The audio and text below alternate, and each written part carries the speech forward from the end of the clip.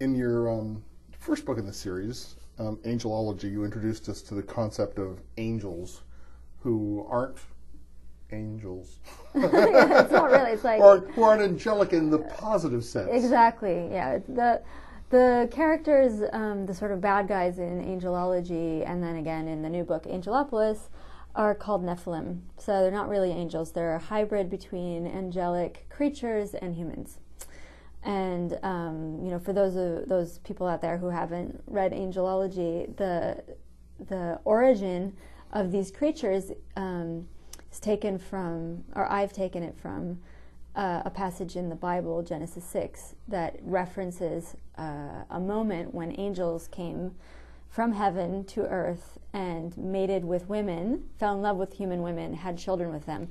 The offspring of this union, they were called Nephilim.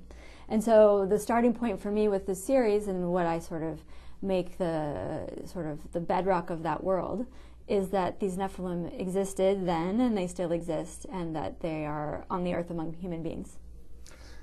And in the first book, you introduced us to Evangeline and Verlaine. And he, in the second book, he's become a full-fledged angelologist. That's hard to say. I know. Try saying that 4 times. Angelologist.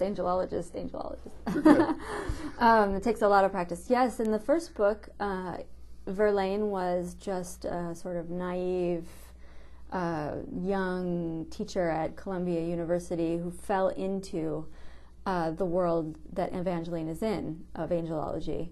And then by book 2, a lot of things happen in the first book, and he gets pulled into the mystery. By book 2, it's 10 years later, and he's gone through the full spectrum of angelological training. He's now an angel hunter, which is this elite unit of people, basically, scholars and hunters who track angels. And disturbingly, Evangeline, who he has, is in love with, or at least tries not to be in love with, is an angel herself. Yeah, spoiler alert. If you haven't read the first book, yeah, I just moved. But that's okay. Let's hope people will still go to the series anyway. Verlaine is now an angel hunter. Part of the reason he went into this and continued to follow angels is that the love of his life, Evangeline, is one of these creatures, and she disappeared 10 years before. He's looking for her. At the beginning of Angelopolis, he finds her, and so that starts the action in the book and moves both characters forward. Fabergé eggs are pretty cool things to begin with, because there are so few of them. Right, 52. And they're pretty close to being priceless. They're amazing in that, not so much for the actual price of the gems and the enamel and all of that, but I think that for me they're interesting because of the workmanship and how they perfectly express a certain period of time. These were eggs. These were basically created to bring pleasure and surprise to the Tsarina. So first it was, it was definitely Alexandra, but then Tsar Nikolai's mother as well. And both of these women would receive a Fabergé egg at Easter. And inside the egg, so for those of you who don't know what a Fabergé egg does, it usually splits in half, and usually there's either another egg inside or something else, and inside the other egg is a surprise, and often it would be a portrait, a little miniature portrait, some earrings, a cross, something to represent Easter. So, and all of course encrusted in rubies and diamonds and various other precious stones. So the eggs are actually quite interesting to me in themselves, and as well as the fact that after the revolution, these eggs were scattered all over the place. Some were stolen, some were smuggled out of Russia, and there's a sort of mystery about what ended up happening to a lot of these eggs.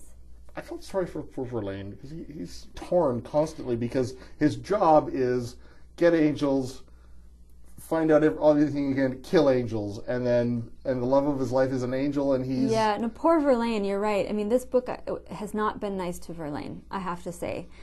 It opens with him thinking he's lost the love of his life, and it ends in another way that isn't so nice either. And throughout the book, he gets almost electrocuted. He falls he's basically tied up and put on the back of the Trans-Siberian Express. I mean, it's not a nice book for Verlaine. Unfortunately, he's had a sort of rough time. But that said, I think that